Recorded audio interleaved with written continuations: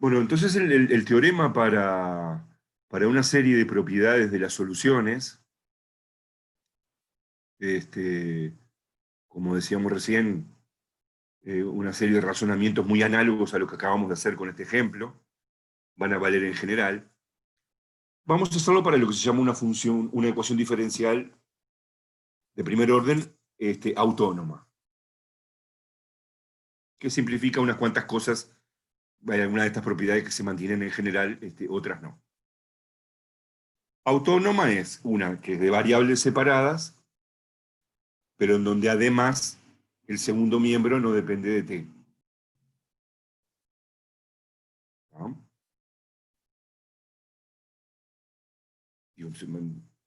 Obviamente, entonces no abarca todo, pero bueno, tiene un grado de generalidad bastante grande, porque esta f de i puede ser cualquier cosa, no tiene por qué ser lineal. Y en particular, varios de estos razonamientos también son válidos en situaciones más generales. ¿No?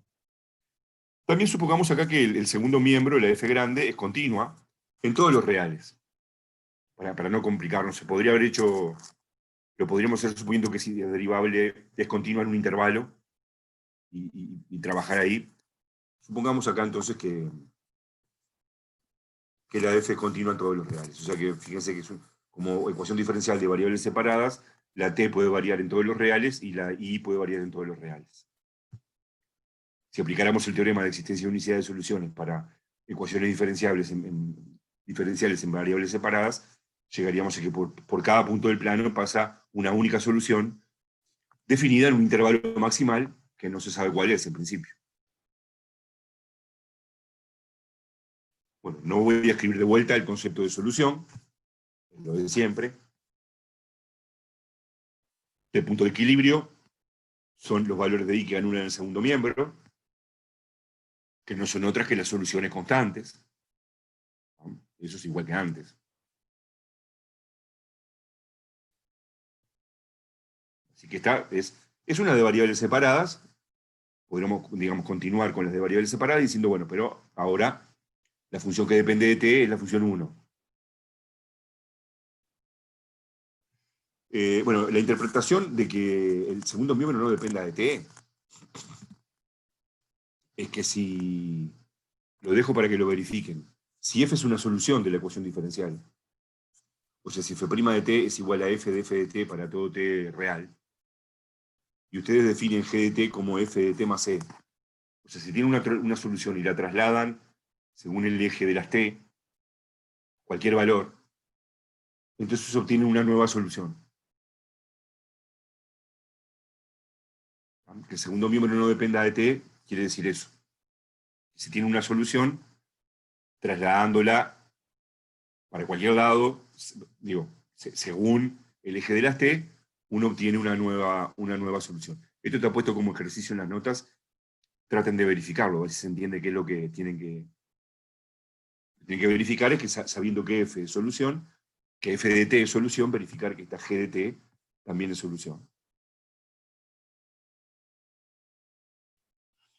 Bueno, y acá también hay una observación interesante, creo que ya la habíamos hecho, que tiene que ver con la regularidad de las soluciones.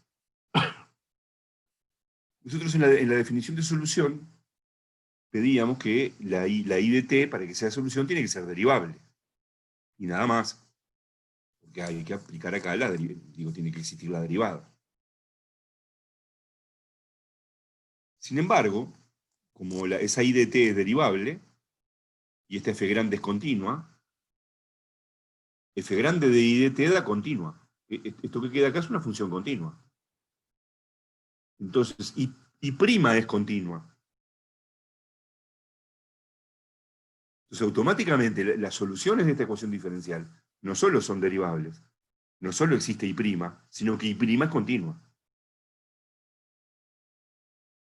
Así que automáticamente las soluciones de esta ecuación diferencial van a tener derivada continua. ¿Y qué otra cosa podría decirse sobre la regularidad? A ver, ¿qué más podría decirse?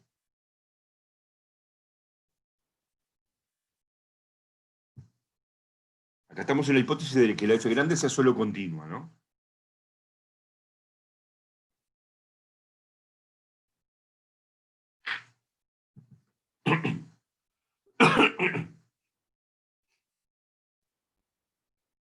¿Qué pasa si la f grande es no solo continua, sino que tiene derivada continua? Esto que está acá queda la composición de f grande que tiene derivada continua con una i de t que tiene derivada continua. Todo esto tiene derivada continua. O sea, I' tendría derivada continua. O sea que si la f es de clase C1, la solución es de clase C2. Y así sucesivamente.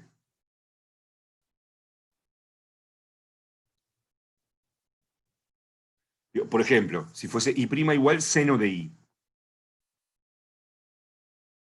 Seno no solo es continua, sino que tiene derivada primera, tiene derivada de todos los órdenes. Continuas. Entonces las soluciones de I' igual seno de I, las soluciones automáticamente van a tener derivada de todos los órdenes, no solo derivada primera. Esa es la observación que uno puede hacer acá cuando ve este jueguito, ¿no?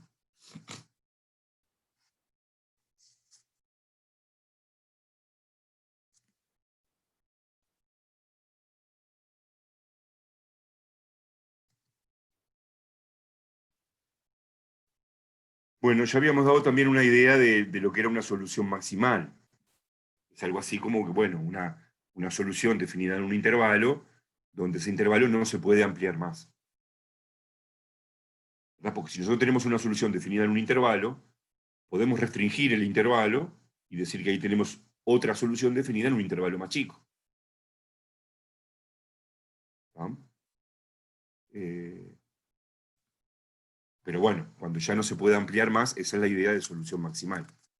O sea, concretamente, si tenemos dos soluciones, f definida en I y g definida en J,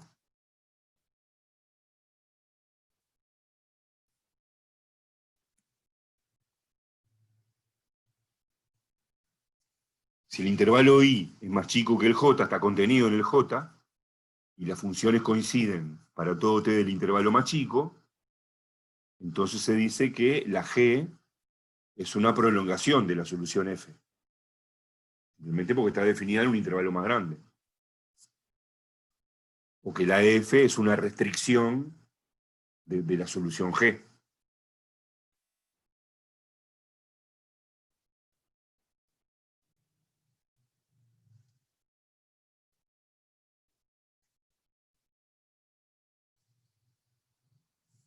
Esto que está acá no tiene nada que ver, este punto 2 está de más. Entonces uno puede decir que una solución maximal por un punto t sub 0 y sub 0 es una solución que no tiene prolongaciones, que no se puede prolongar más. La idea es esa. Está definir un intervalo que es el más grande posible. No hay otra solución que pase por el mismo punto y que esté definida en un intervalo más grande. Eso es la solución maximal, o el intervalo se dice que es el intervalo maximal de definición.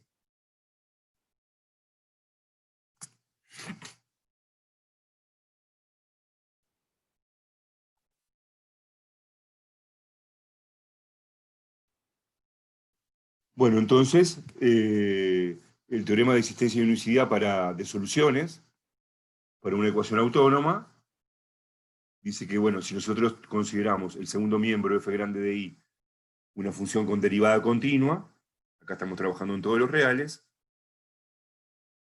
por cada punto del plano va a pasar una única solución de esa ecuación. Por cada punto del plano, que es donde estamos trabajando acá, va a existir solución y va a haber una única solución maximal por ese punto.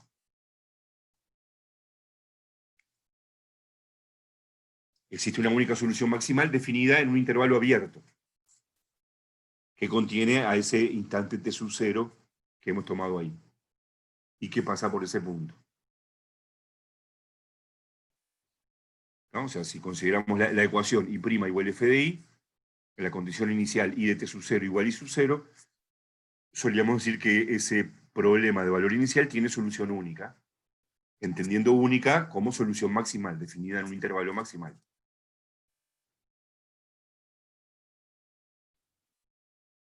Porque si no, no puedo hablar de unicidad, ¿no? Porque yo tengo una solución definida en un intervalo y yo achico el intervalo, tendría otra.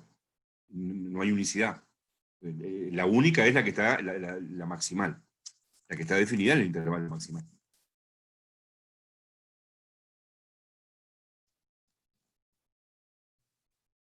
Bueno, entonces este teorema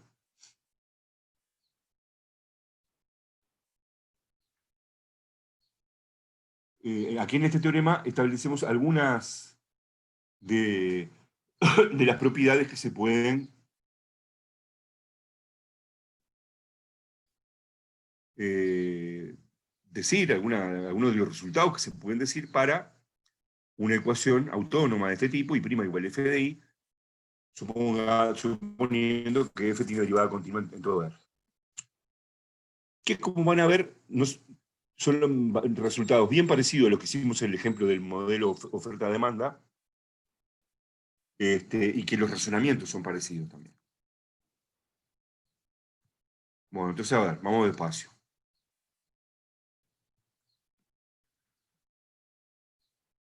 Resulta que, bueno, por un lado tenemos lo que se llaman las soluciones constantes, ¿verdad? Los puntos de equilibrio, que son soluciones constantes. En esas soluciones constantes la derivada siempre vale cero.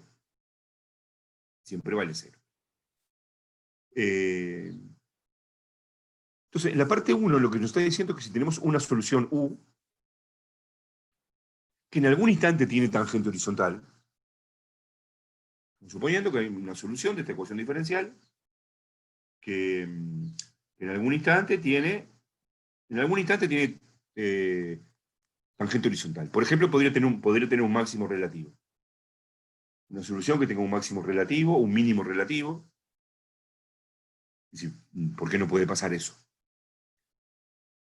Bueno, eso no puede pasar, salvo que sea constante. Entonces, la primera afirmación acá es que si tenemos una solución cualquiera, que en algún instante se le anula la derivada, ella tiene que ser solución constante. Tiene que ser uno de los puntos de equilibrio.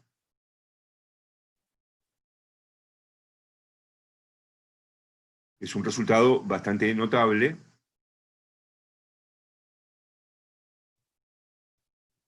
¿Tá? Vamos a ver que la demostración no es difícil. ¿Se dan cuenta de lo que está diciendo? Las soluciones de este tipo de ecuaciones, y si ahora miran todos los ejemplos que hicieron, van a ver que les pasaba eso. Nunca obtenían una solución que fuese así. En las autónomas, ¿no? En las que quedaran autónomas. Bueno, ya demostramos esto, ya vamos a demostrar esto. De acá hacer como punto 2, una consecuencia, que es la siguiente. Si por un lado tenemos las soluciones constantes, las otras soluciones que no son constantes,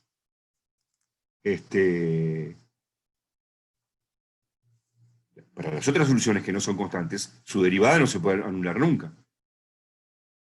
Pero como tienen derivada continua, como decíamos recién, una función con derivada continua, si la derivada no se anula nunca, entonces o es siempre positiva o es siempre negativa.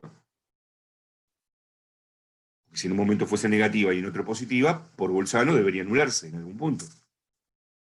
Entonces, como consecuencia inmediata de esto sale que las soluciones que no son puntos de equilibrio son siempre estrictamente crecientes o siempre estrictamente decrecientes. Que es lo que nos pasaba en los ejemplos que hemos visto.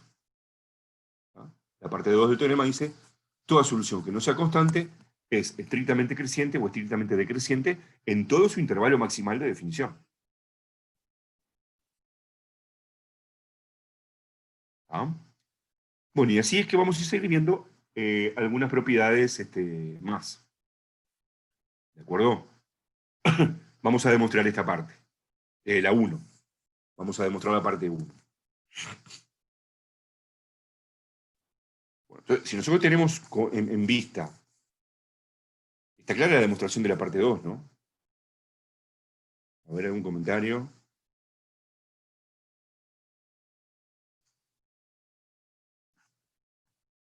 La demostración de la parte 2 es una consecuencia de la parte 1. Como la derivada es continua, si nunca se anula, o es siempre positiva o es siempre negativa. Entonces las soluciones van a ser o siempre estrictamente crecientes o siempre estrictamente decrecientes, salvo que sean soluciones constantes. Bueno, entonces vamos a demostrar la parte 1. Queremos demostrar que una solución que tenga derivada nula en un solo puntito ya tiene que tener derivada nula siempre. Tiene que ser constante. Bueno, ¿la constante cuál va a ser? La constante va a ser u de t sub 1, ¿no? U de t sub 1. Esa va a ser la constante. La función se llama u. La constante va a ser u de t sub 1. Nosotros querríamos demostrar que u de t va a coincidir con u de t sub 1 para todo t de su intervalo de definición.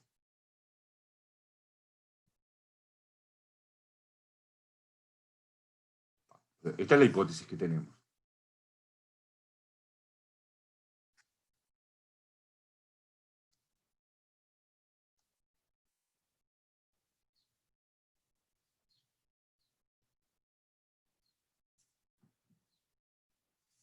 Bueno, entonces acá lo que hemos usado es que la u de t,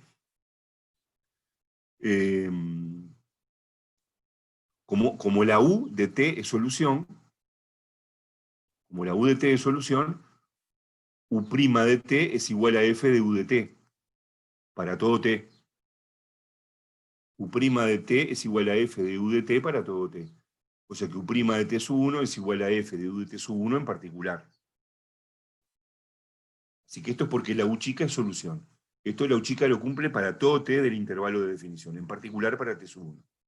Pero nuestra hipótesis es que esto vale 0. Por lo tanto, esto también tiene que valer 0. Hemos llegado a que esto vale 0. ¿Para qué nos sirve eso? Nos vamos a dar esta función constante. Nos damos esta función constante. Llamémosla b de t por ahora. B de t es u de t sub 1. Es una función constante. Claro que su derivada vale siempre 0. Vamos a querer demostrar que esta es solución, ¿no?, de la ecuación diferencial. Porque si demostramos que esta es solución de la ecuación diferencial, vamos a tener que la u de t es una solución que en t sub 1 vale u de t sub 1, y esta otra es otra solución que en t sub 1 vale u de t sub 1. Por unicidad de soluciones van a tener que coincidir siempre. Entonces ahí va a quedar demostrado que la original tiene que coincidir con esta, y esta sí es constante. Así que vamos a tratar de verificar que esto es solución de la ecuación.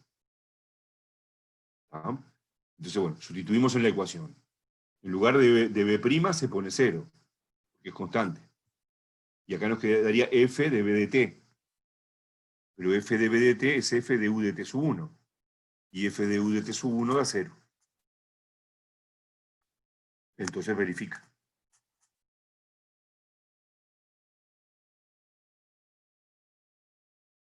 La b de t termina verificando que es solución. Y repito, sustituimos b de t en la ecuación.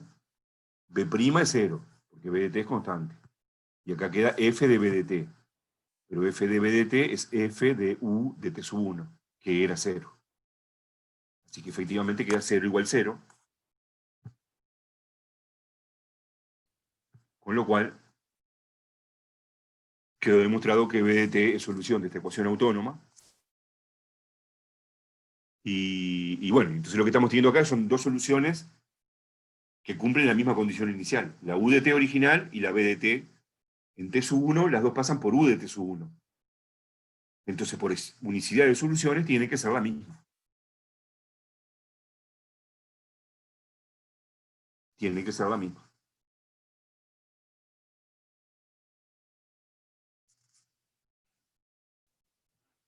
Bueno, así que esta es una forma de demostrar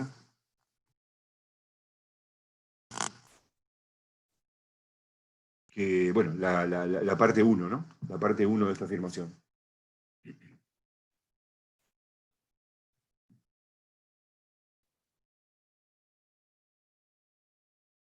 Si ustedes se fijan en las notas,